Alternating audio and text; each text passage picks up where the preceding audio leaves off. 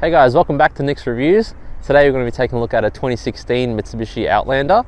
We're just going to take a look at some of the features in the interior. We're going to take a look at the cargo space and just why it's kind of a value proposition SUV. And then we're going to take it out for a test drive a bit later on.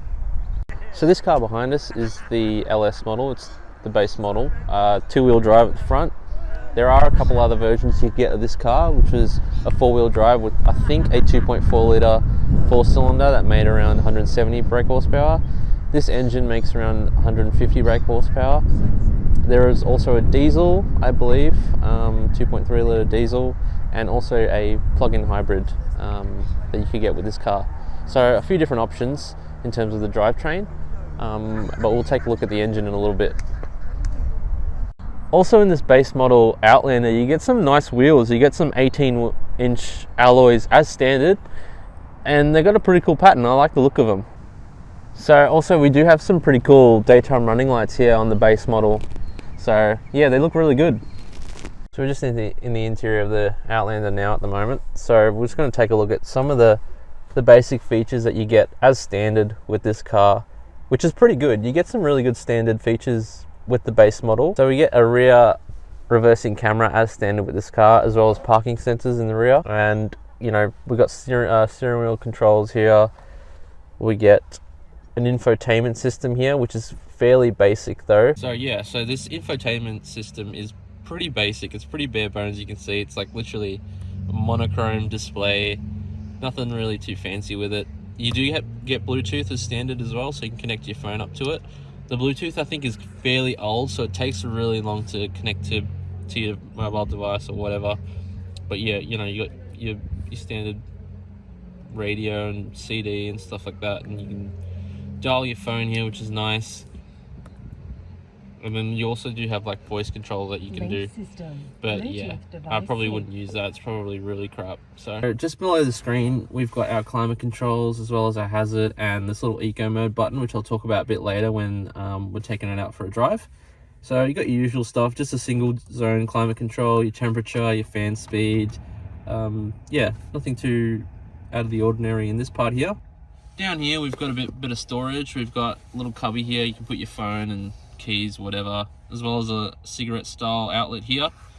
And we've got two decent sized cup holders. Towards the middle, obviously we've got the center stack here, and we've got our gear lever here, which is very basic. No dial or anything like that, no buttons to change gears.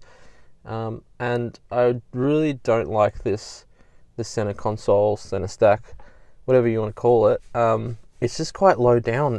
It doesn't, you know, it's not like a lot of modern cars these days where the center console's nice and higher up and kind of hugs you in the driver's seat and you feel surrounded. And it's nice to have your controls kind of within reach, where it just feels, it's a bit hard to see on the camera, but it is quite far down. And I just don't really like that about this car. So that's a bit of a drawback there. Also, we have a manual handbrake as well, no electronic handbrake. And we've got a few blanks as well. So obviously base model, you don't have heated seats, which I think that's the control that would go there. And also if you had a four-wheel drive model, you'd have the four-wheel drive button here. And if you go a bit further back, you've got a center storage area here. A little tray here to keep your coins. You can't really fit a modern phone in there, it's way too small. So take that away. It's fairly deep, pretty nice. You know, you got another USB port there, and also a cigarette style outlet there as well. And you can plug in your iPhone through there, and it kind of has like iPod connectivity with the infotainment, so you can kind of play music through that way if you don't want to use Bluetooth. On the right side of the steering wheel here, you've got a few controls. You can turn off your parking sensors at the rear. You got a few blanks down here which look a bit ugly. Another blank here, and then you can turn off your traction control, which is really funny because you probably wouldn't turn off traction control in a car like this. Also, you can adjust the height of your headlights here, which is really cool to have in the base model. Also, you got a nice little spot in the doors here to put a decent sized bottle. Also a bit of storage, in the door panels, just here and right near the drink bottle. So that's pretty good. Obviously you got all your controls here. Yeah. So surprisingly in this car, the stereo system's really good. I was really surprised when I first heard it. It's not branded or anything like that. I'm not sure if there is a branded system in the higher trim levels, but you do get 6 speakers in the whole car. You've got tweeters here and some fairly large drivers in the actual doors, which sound really good and have some good bass. I was saying before there was the eco button just below the screen there. So you can see here it says eco and then the eco mode is on. So I don't know what this system does, if it really saves fuel or limits the power in some sort of way, but I honestly reckon it's directly linked to the throttle of the car. So when you're, got your foot down, there will be no eco lights, but if you're going really, really sedatedly with no pressure on the throttle, there'll be full lights here. So I'm not sure really what it does to help fuel economy, but yeah, that's one of the features of the car. So we're in the back here of the Outlander.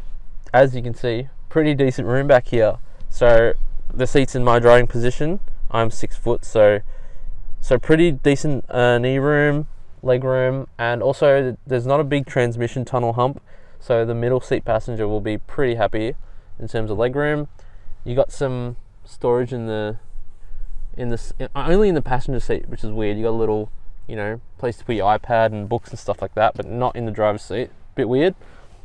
Also, you've got a center armrest with 2 cup holders here, and it's really good. I like this armrest because it doesn't flop down and touch the seat. It actually stays pretty high, so you can, have your arm like this and cruise along. That's really good. Also, you can kind of recline the seats back a bit, so obviously they can fall flat, but you can kind of make them go all the way back or have them up straight, so you can kind of lounge back here, and yeah, heaps of room, plenty of headroom. Yeah, great back here. Also some storage here for drink bottles, which is good on both doors in the back. Really good. So we're going to take a look at the cargo area real quick. Obviously base model, no power tailgate, so opens up just like that. So you can get this car with 7 seats, which would be practical for families, but I believe the third row would have virtually no leg room. But yeah, so if you don't get the 7 seats, you have plenty of cargo room here. I'm not sure what the exact size is in litres, but without the 7 seats, you get these really handy storage cubbies that you can like lift away the cover here, and yeah, you can store stuff, which is really good. As well, back here you've got some cup holders, which you can tell was for the third row if you got 7 seats, but they're still here even in the 5-seat model. So yeah, cup holders here and a little slot for your phone on the other side. So yeah, some nice storage back here, which is really good. Also, you can fold the seats from this little latch back here, go down like this, and yeah, fold down like that. So you probably saw before when I was showing you the cargo area, when I put the seats down, it wasn't completely level. But there is a neat little feature with this car. You can lift up the seat bottom like this, and then when you put the seats down, like that, should be nice and level for you.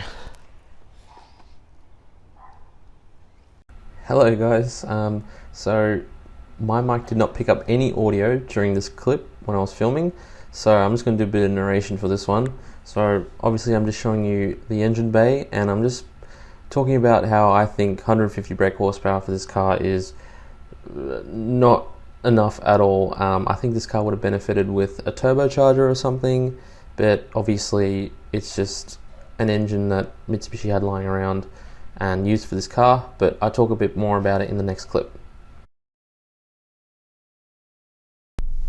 So we're just at the lights now in the Outlander, and we're just going to do a quick acceleration test, just because why not. So I'm waiting for it to go green here. My foot is pretty much on the floor. Oh, it just struggles so much. You can just hear the engine straining because the car is so heavy.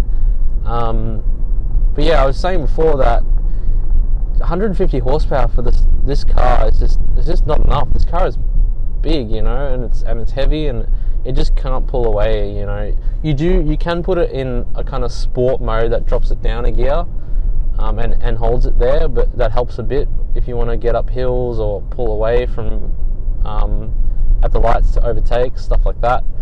But you know, yeah, it just really struggles and lets the car down. I really do think the styling of this car has held up quite well, you know, even today with the new Outlander that just came out. This still looks really good when you see it on the road. It looks great, you know, with the chrome accents on the front, on the back, you know, the daytime running lights. It just looks modern and it still holds up really well. That's going to wrap up the video for the Mitsubishi Outlander. Thanks so much for watching, guys. Hopefully I will have a new review a bit sooner this time, but thanks so much for watching again, and if you guys want to like the video or subscribe, that'd be great as well. But yeah, I'll see you guys next time. Bye.